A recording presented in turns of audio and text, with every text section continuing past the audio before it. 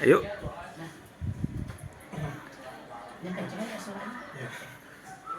Baik, assalamualaikum warahmatullahi wabarakatuh. Waalaikumsalam warahmatullahi wabarakatuh. Sebelumnya terima kasih Bu untuk waktunya untuk saya memberikan beberapa pertanyaan tentang pendidikan. Sebelumnya perkenalkan saya Reni Ahmad dari Universitas Negara Bangsa Pediatri. Di sini saya ada tugas dari dosen profesi pendidikan untuk wawancara Ibu. Ada beberapa pertanyaan nanti yang akan saya sampaikan. Sebelumnya, Ibu dengan Ibu siapa namanya? Nama saya Ibu Marwiyah, SPD, ngajar sosiologi. Oh, ngajar sosiologi. Oke, untuk pertanyaan pertama nih Bu, motivasi apa sih Bu yang menjadi motivasi Ibu untuk memilih profesi sebagai ibu?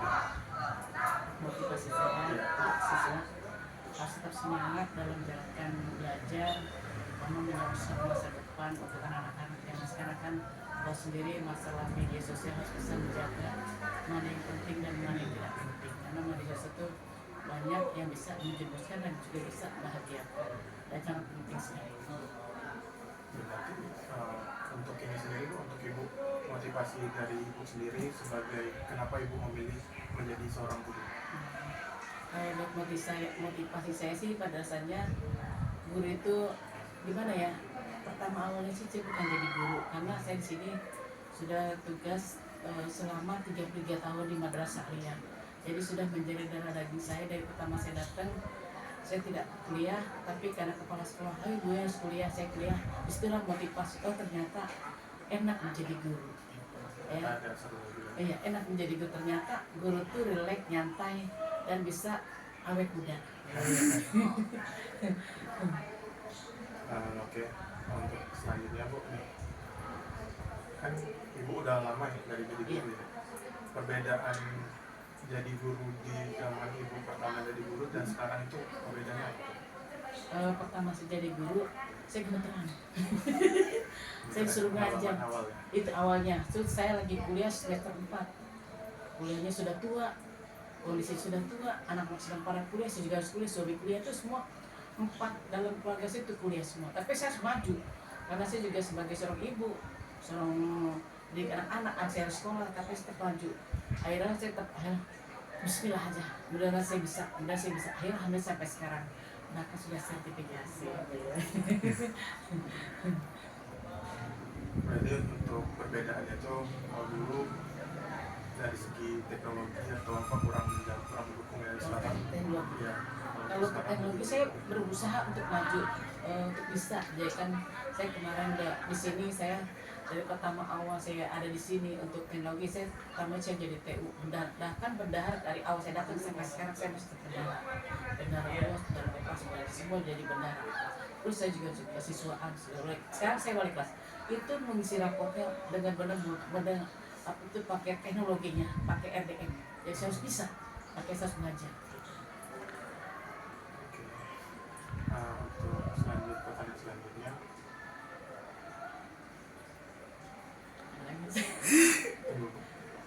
tantangan yang dihadapi sebagai ibu seorang guru, sebagai seorang guru menghadapi peserta didik di zaman sekarang.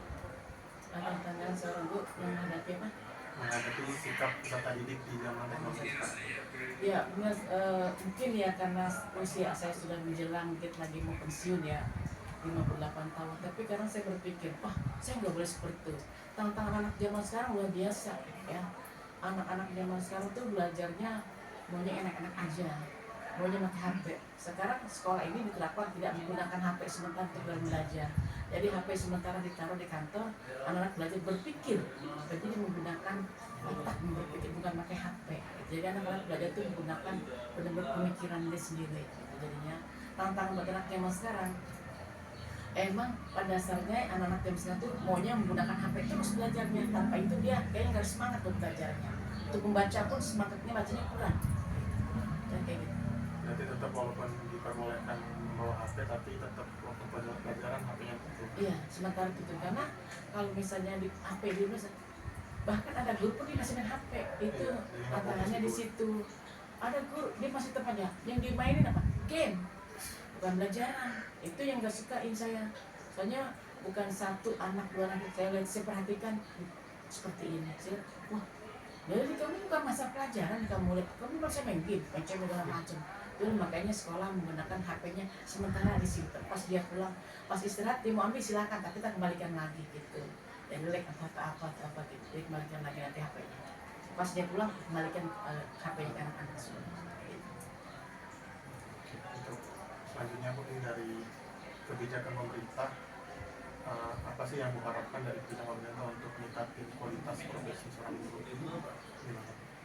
Kebijakan yang diharapkan dari pemerintah nih untuk guru, biar kan kita tahu sendiri guru itu banyak ya yang istilahnya untuk gaji masih di bawah standar. Iya. Harapan ibu untuk pemerintah agar profesi guru ini kualitasnya makin meningkat. Kalau harapan saya sih ya, mudah-mudahan semua guru tersertifikasi. Jadi itu tidak ada kesenjangan terhadap kita sama-sama mengajar. Ada yang sudah tersertifikasi, ada yang belum, bahkan ada yang sampai bertahun-tahun nggak tersertifikasi. Kenapa? Karena kendalanya bukan dalam segi pemerintah lembaganya ya, pemerintahannya yang kurang mengusahakan gitu. Karena dari emisnya atau dari produknya susah untuk masuk. Mungkin jenjangnya karena sekarang zaman sekarang kan sertifikasi harus linear. Kalau nggak linear nggak bisa. Makanya alhamdulillah untuk madrasah aliyah semua guru berlinear semuanya.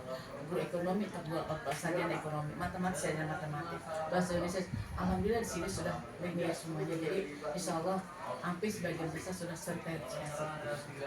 Makasih ke pemerintah dengan situ. Walaupun gitu pemerintah kota belum ngasih untuk buat SLTA, SMP, SD udah dapat dari kota gitu kan. Untuk SMA belum ada.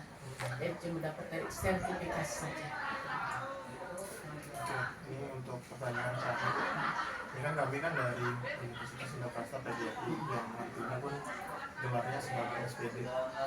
Ada nggak pesan ibu yang disampaikan kepada mahasiswa biar mereka tujuan semangat untuk menjadi guru itu ada di tertunda? Pada dasarnya ya sarjana di Unida dulu saya di sini dia pernah datang ke madrasah dan dia katanya perguruan PGRI ya dia kan gitu ya. Saya pernah ngalamin itu, dia datang ke sini dan bahkan juga anak-anak aliyah masih sebagian besar masuknya di Unida. Tapi sekarang Unida ini masuknya sulit ya, harus pakai tes ya kan. Tapi mudah-mudahan semangat lah biar anak pada belajar kalau pakai tes itu. Kalau nggak pakai tes kan asal masuk saja.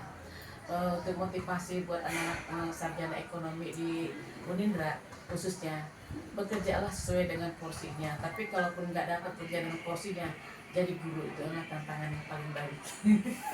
Karena guru itu satu ada amal ibadahnya pasti akan dapat ya, dunia akhir pasti ngikut. Kalau jadi guru saya gak ada susah, berkah.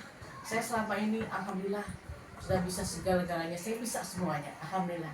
Saya ucapkan terima kasih kepada Allah, pada lembaga yang pernah saya bertempat di sini, walaupun muridnya sedikit, tapi alhamdulillah saya masih bersyukur dan berterima kasih dengan adanya madrasah aliyah saya bisa ada sini sampai 35 tahun gitu kan. Itu bisa di sini, alhamdulillah saya menyekolahkan anak saya semuanya, bahkan saya bisa kuliah, bahkan saya bisa S2, saya punya rumah, anak saya sudah punya rumah semuanya, alhamdulillah berkat dari seorang guru. Bahkan keluarga saya guru semuanya, suami guru, anak guru, mantu guru, semuanya guru. Saya berempat jadi 6 guru semuanya. Guru SD 2, guru SMA 2, guru SMK, semuanya guru. Alhamdulillah. Terima kasih banget sama Allah, sama pemerintah yang sudah memfasilitasi sebagai sertifikasi. Gitu. Tapi jadi guru nggak semuanya rasa itu menyenangkan. Menyenangkan, guru itu menyenangkan.